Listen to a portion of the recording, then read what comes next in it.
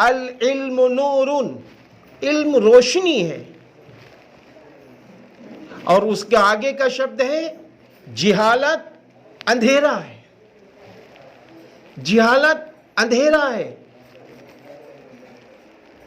بہت بڑے ایک عالم ہیں جن کا نام ہے حضرت مولانا علی میاں رحمۃ اللہ علیہ، انہوں نے لاکھوں کے مجمع میں اس طرح اپیل کی کہ اے لوگوں، اگر تمہارے پاس پیسہ نہیں ہے، ایک وقت کا کھانا کھا لو، ایک وقت کا وہ پیسہ بچا لو، لیکن اپنے بچوں کو ان پڑھ نہ رکھو، ان پر خرچ کرو، کیونکہ یہ بخار وقتی بیماری ہے، یہ سر درد وقتی بیماری ہے، لیکن یہ جہالت پوری زندگی کی بیماری ہے۔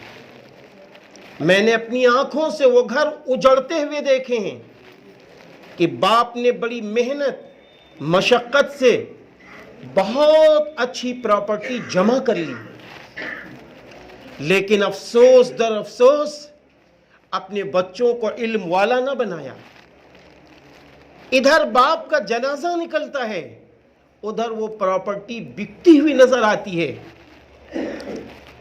بچوں کے ذہن و دماغ میں بھی یہ بات نہیں آتی ہے کہ باپ کا یہ احسان ہے کہ پراپرٹی دے کر گئی۔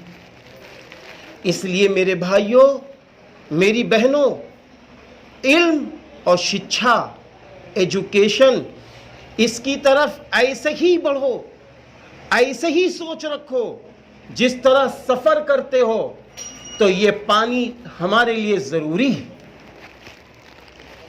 زندگی کا بھی ایک سفر ہے، تو جس طرح پانی کا ہونا ضروری ہے، ایسے ہی ہمارے بچوں کے پاس اور ہمارے پاس علم کا ہونا ضروری ہے، ایجوکیشن کا ہونا ضروری ہے، شکشا کا ہونا ضروری ہے۔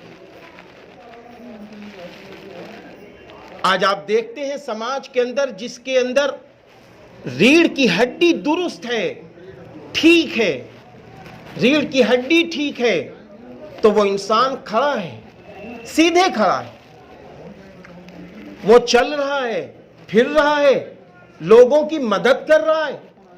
لیکن اگر آپ دیکھیے جس کی ریڑھ کی ہڈی خراب ہو جائے، وہ جھکا ہوا نظر آتا ہے، وہ جھکا ہوا نظر آتا ہے۔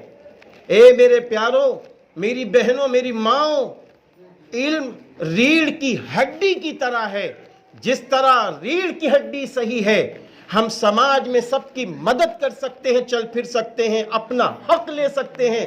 ایسے ہی اگر آج ہماری ایجوکیشن ہمارے گھر میں ہے، ہمارے بچوں کے پاس ہے، ہماری بچیوں کے پاس ہے، تو یہ اپنا حق بھی لے سکتے ہیں، اپنا حق دلا بھی سکتے ہیں۔